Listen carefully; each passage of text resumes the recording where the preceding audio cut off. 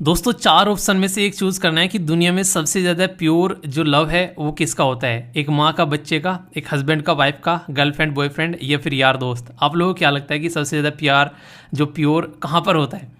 आज की डेट में अगर आप लोग देखोगे माँ तो खैर नेक्स्ट लेवल पर चली जाती है बच्चे के लिए, पर फिर भी इस पर्टिकुलर वीडियो के अंदर में जो बच्चे की हिम्मत दिखाई गई है, उसकी एज और उसकी उम्र देखो अपनी, उन्हें कहते हैं कि जत्थर से ज़्यादा काम किया उस बच्चे ने। तो यार ये चीज़ देख कर ना एक नेक्स्ट लेवल की फीलिंग आती है। कहीं ना कहीं आप लोग बोल सकते हैं कि इतना प्योर लव जो है वो रियरली आज के डेट में कहीं आप लोगों को देखने को मिलता है। आप लोगों की क्या राय है यहाँ पर कि माँ बच्चे का प्यार सबसे ज़्यादा प्योर होता है या फिर इसके अलावा भी कोई और आप लोगों के माइंड में एंगल है, बताइएगा जरूर, ठीक है। दोस्तों जो इवेंट देश के अंदर में होते हैं लोकल, हम लोग खासकर स्टेट की अगर बात करें वो स्टेट तक सीमित रहते हैं, वो स्टेट के ही अंदर होते हैं और निपट जाते हैं। पर लेकिन जो नेशनल लेवल पर इवेंट होता है उसको हर एक स्टेट देखता है। पर लेकिन जो इंटरनेशनल लेवल पर इम्पैक्ट जो इवेंट होता है उसको हर एक देश देखता है। यानी कि जैसे अगर स्टेट का हो रहा है तो स्टेट देखेगा, नेशनल लेवल पर हो रहा है तो हर एक स्टेट देखेगा, पर इंटरनेशनल लेवल पर हो रहा है तो हर एक देश देखेगा। और सोचो वही इवेंट अगर इंडिया के अंदर हो जाए तो इससे साख बढ़ती है हमारे देश की। जैसे G20 के बारे में आप लोग जानते हैं, हमारे देश के अंदर में मीटिंग हो रही है तो उसकी वजह से हमारे देश की जो साख बन रही है दुनिया भर में चर्चाएं हो रही हैं उसको लेकर।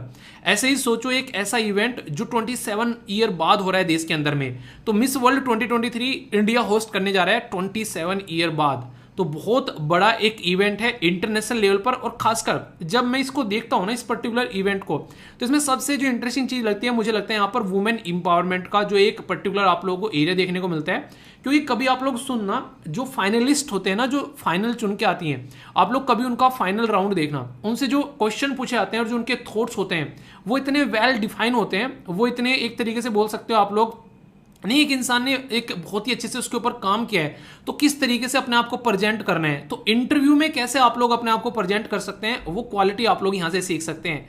कई सारी ऐसी हैं। और इवन आप लोगों ने तो देखा भी होगा यूपीएससी में एक लड़की सेलेक्ट हुई थी, वो मिस इंडिया की उसमें पार्टिसिपेट थी, शायद उसने उन्होंने पार्टिसिपेट किया था, तो वो भी जीत कर आई थी। मतलब सर पार्टिसिपेट किया था, मतलब एग्जैक्टली नहीं पता मुझे, नाम भी याद नहीं आ रहा है। मतलब अभी 2-3 साल की के अंदर अंदर एक पर्टिकुलर जो लड़की थी, तो ये एक काफ़ी लीडरशिप की क्वालिटी भी यहाँ से निकल कर आती है। हमारे देश के अंदर में कौन कौन सी लड़की है जिसके द्वारा ये खिताब जीता गया है, बताइएगा जरूर। अभी ये जो खिताब होने वाला है हमारे देश में 27 ईयर के बाद में होने वाला है। इसका मतलब क्या है? इसका मतलब है कि 1996 में जो है यहाँ पर ये इंडिया के अंदर में हुआ था।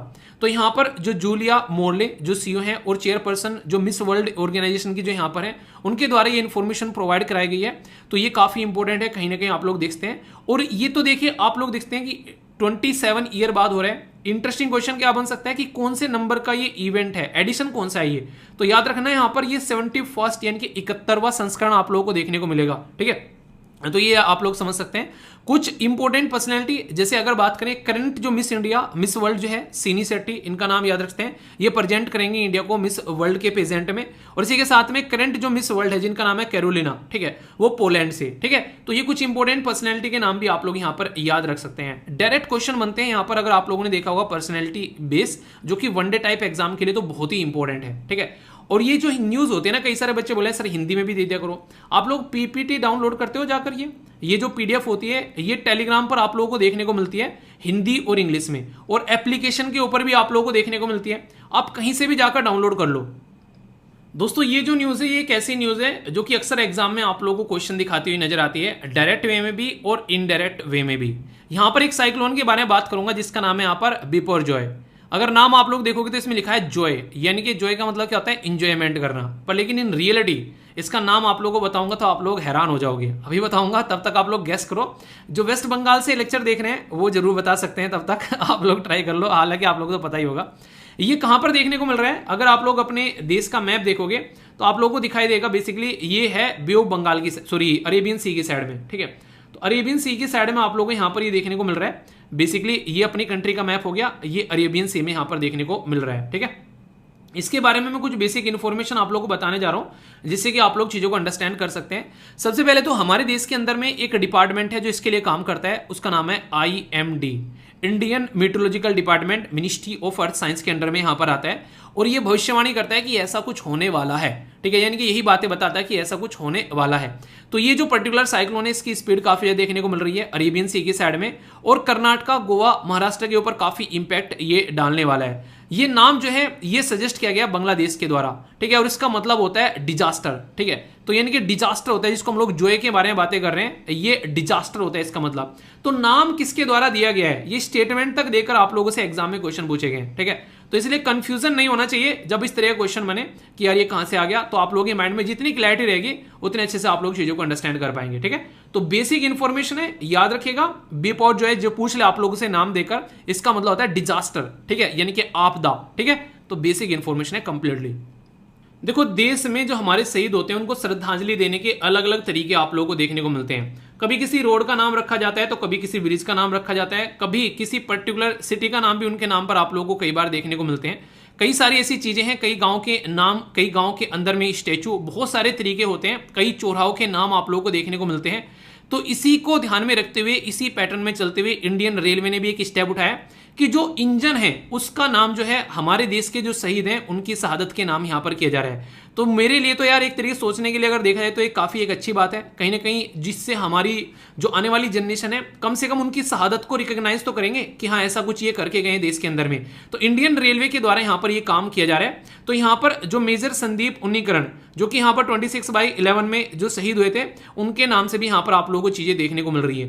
तो आप लोग क्या लगता है, अगर आप लोगों को बेसिकली अगर आगे चलकर आप लोग जो है गवर्नमेंट में किसी अच्छी पोस्ट पर पहुंचते हैं तो ऐसा कौन सी जगह होगी, कैसी कौन सी चीज होगी जिसका नाम आप लोग शहीदों के नाम पर रखना चाहेंगे? मतलब अपने अपने क्रिएटिव आइडियाज रखिएगा आप लोग। अगर आप लोगों से पूछो कि कौन सी ऐसी चीज है जिसमें शहीदों का नाम जो है वो वहां पर ऐड करना चाहिए, मतलब कोई भी ऐसा इंटरेस्टिंग आइडिया, और ध्यान रखिएगा आइडिया देते हुए कोई ऐसी चीज बताइएगा कि जो डेली इंसान जो है, जो डेली डे बाय डे इंसान की आंखों के सामने आती है वो चीज, ताकि उन लोगों को ज्यादा से ज्यादा लोग जो है वो याद कर सकें। ऐसी किसी भी चीज का नाम आप लोग बताइएगा, ठीक है। मतलब मेरे दिमाग में ये थॉट क्या है, क्योंकि मैंने सोचा जैसे ऐसे नहीं, जिस जिस राज्य में जब भी न्यूज़पेपर कोई पब्लिश होता है तो उस स्टेट के हर एक न्यूज़पेपर के ऊपर जो कॉलम बने वो शहीदों के नाम पर हो जाए, यानी एक लाइन बता यहाँ पर कम से कम शहीदों के नाम की रहे उस पर्टिकुलर स्टेट का जो संस्करण होता है एटलीस्ट। बाकी और कोई इनोवेटिव आइडिया हो तो आप लोग बताइएगा, ये मुझे अभी पढ़ाते पढ़ाते याद आया, ठीक है।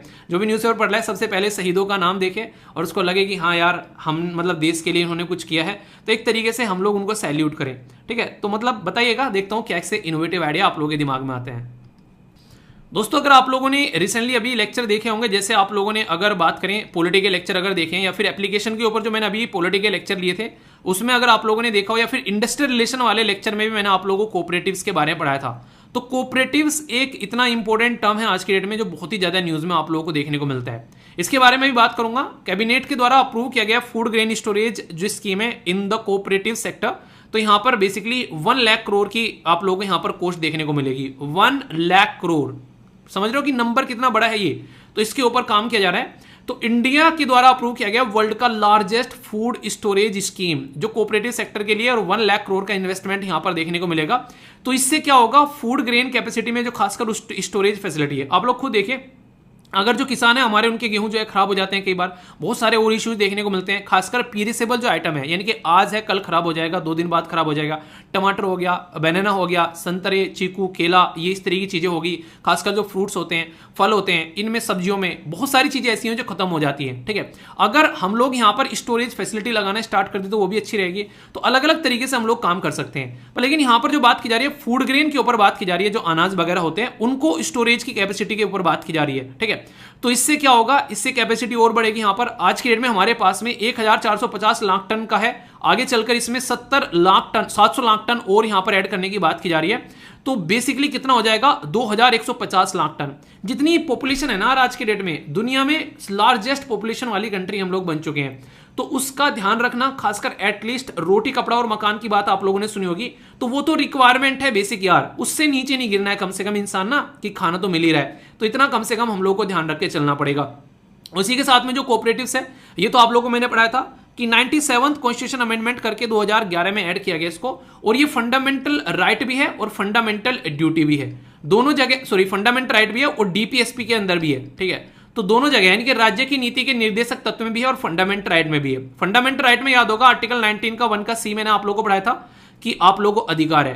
पर पर डीपीएसपी में भी यूपी पीसीएस के अंदर क्वेश्चन पूछा गया और एक और स्टेट पीसीएस के अंदर क्वेश्चन पूछा गया, क्योंकि जब एग्जाम आप लोग देकर आते हो तो क्वेश्चन सेंड करते हो, तो मुझे जब भी टाइम मिलता है मैं उन क्वेश्चन में को गो थ्रू होता हूँ और देखता हूँ कौन कौन सी ऐसी चीजें जो और इंक्लूड की जा सकती है आप लोगों के लिए आने वाले टाइम में, तो वहां से पता चलता रहता है। ठीक है, तो कभी भी कोई पेपर देकर आया करो, studyloverveer@gmail.com पर मुझे जरूर सेंड किया करो वो पेपर, ठीक है, ताकि वो मुझ तक पहुंचता रहे। तो इससे जो भी चीजें होती हैं फिर उसी हिसाब से आप लोगों का जो बेसिकली पोर्शन होता है उसमें मैं चेंज भी करता रहता हूं। ठीक है, क्वेश्चन उसी तरीके से आप लोगों को बताता हूं कि यहाँ पर ये इंपॉर्टेंट है, इस पर और ज्यादा फोकस आप लोगों को देना है, तो ये बातें आप लोग ध्यान रखिएगा। तो इंपॉर्टेंट है यहाँ पर जो कि आप लोग